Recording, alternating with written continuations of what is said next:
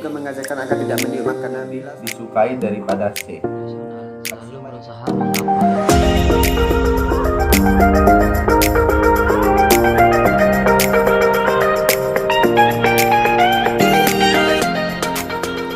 Assalamualaikum warahmatullahi wabarakatuh.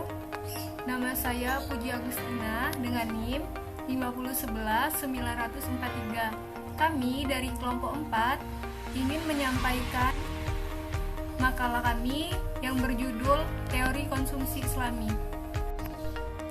A. Konsumsi Islam. Konsumsi dalam ekonomi Islam adalah memenuhi kebutuhan baik jasmani maupun rohani, sehingga mampu memaksimalkan fungsi kemanusiaannya sebagai hamba Allah Subhanahu wa Ta'ala untuk mendapatkan kebahagiaan atau kesejahteraan di dunia maupun di akhirat. Menurut Al-Ghazali, konsumsi adalah penggunaan barang atau jasa dalam upaya memenuhi kebutuhan melalui bekerja yang wajib dituntut berlandaskan etika dalam rangka menuju kemaslahatan menuju akhirat. Setiap keputusan manusia dalam ekonomi Islam tidak terlepas dari nilai-nilai moral dan agama, karena setiap kegiatan manusia selalu dihubungkan dengan syariat. Al-Quran menyebutkan ekonomi dengan istilah iktisad atau penghematan ekonomi, yang secara literatur berarti pertengahan dan moderat. Islam mengajarkan agar manusia menjalani kehidupannya secara benar, sebagaimana yang telah diatur oleh Allah Subhanahu wa Ta'ala. Bahkan, usaha untuk hidup dan menjalani hidup secara benar inilah yang menjadikan manusia bernilai tinggi. Ukuran baik dan buruk kehidupan sesungguhnya tidak diukur dari indikator-indikator lain, melainkan dari sejauh mana kehidupan manusia tersebut berpegang teguh pada kebenaran. Dalam ekonomi konvensional, konsumsi diasumsikan selalu bertujuan untuk memperoleh kepuasan atau utility. Konsumsi dalam ekonomi Islam tidak hanya bertujuan untuk mencari kepuasan fisik, tetapi lebih mempertimbangkan aspek maslahah yang menjadi tujuan dari syariat Islam. Assalamualaikum warahmatullahi wabarakatuh. Perkenalkan, nama saya Dodi Prasetyo. Saya akan menjelaskan tentang prinsip keadilan. Hai sekalian manusia, makanlah yang lagi baik dan apa yang terdapat di bumi. Prinsip keadilan yang dimaksud adalah mengkonsumsi yang halal, tidak baik, tidak haram dan tidak membahayakan tubuh. Prinsip kebersihan, makanan diberkahi jika mencuci tangan sebelum dan setelah memakannya. Prinsip ini bermakna bahwa makanan yang harus dimakan harus baik. Nabi juga mengajarkan agar tidak meniup makanan. Bila salah seorang dari kalian minum, janganlah meniup ke dalam gelas. Prinsip kesederhanaan. Hai anak Adam, pakailah pakaianmu yang indah di setiap memasuki masjid. Makan dan minumlah dan jangan berlebih-lebihan. Sesungguhnya Allah tidak menyukai orang-orang yang berlebihan.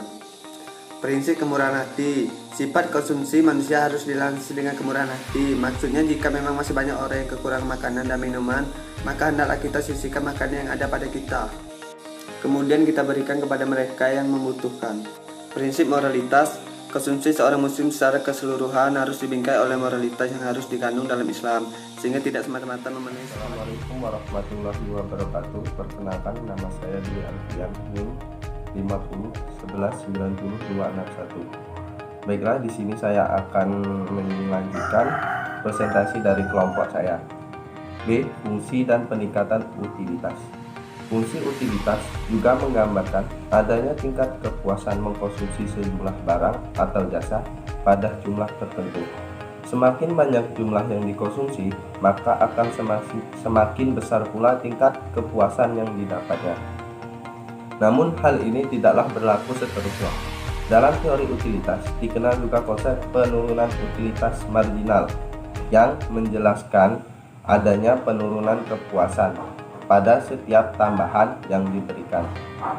Dalam perkembangannya, teori tentang utilitas memicu timbulnya gerakan-gerakan pemikiran seperti aliran utilitarian, dan ada juga aliran yaitu aliran liberalisme dan libertarianisme yang tidak jauh berbeda dengan pemikirannya dengan paham utilitarian.